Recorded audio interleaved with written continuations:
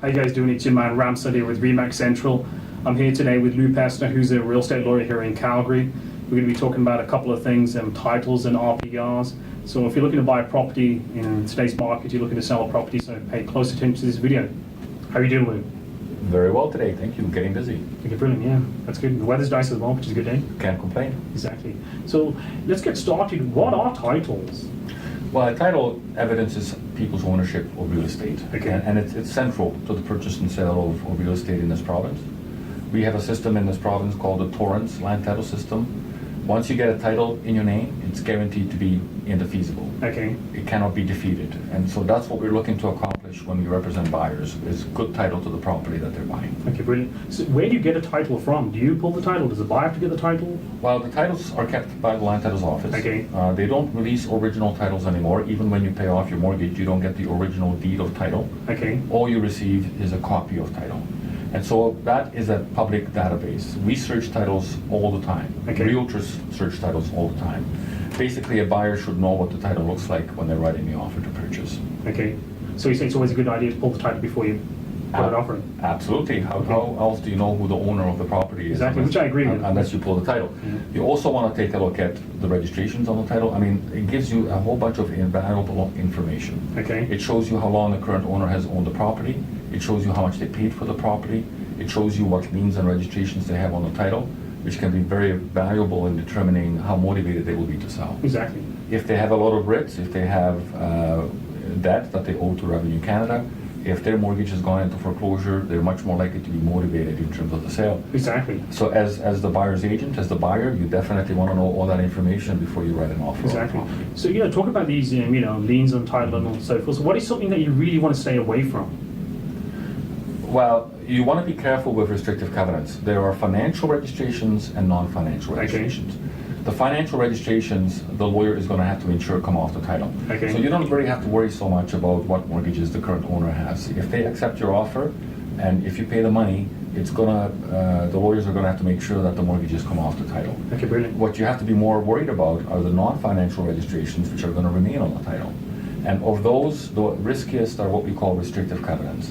In older subdivisions in the city of Calgary, Mount Royal, Inglewood, Bridgeland, they all have 1913, 1917 restrictive covenants that's CP Rail registered. Okay. They impose a parallel and different building location scheme than what the city requires. Oh. And so the lawyer representing a buyer has Okay. to make sure that both the city of Calgary compliance issues as well as the restrictive covenants are complied with. Okay, brilliant. That's good to know. Yeah, worst case scenario, I can tell you, a lot of developers that develop infill housing will potentially build 2 units on a property where the restrictive covenant says a single family residence only can be located. Oh, wow. That becomes a title defect. The property doesn't, ends up not being marketable, cannot be mortgaged.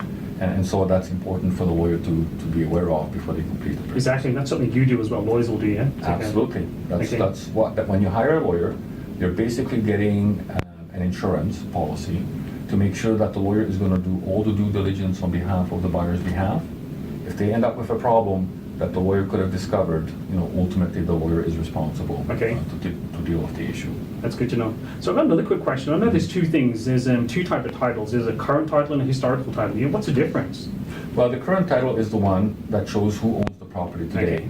And frankly, that's all we really have to be concerned with. The history doesn't matter. Okay. But historical titles, you can pull them. That doesn't show you the history to the date that the subdivision was registered.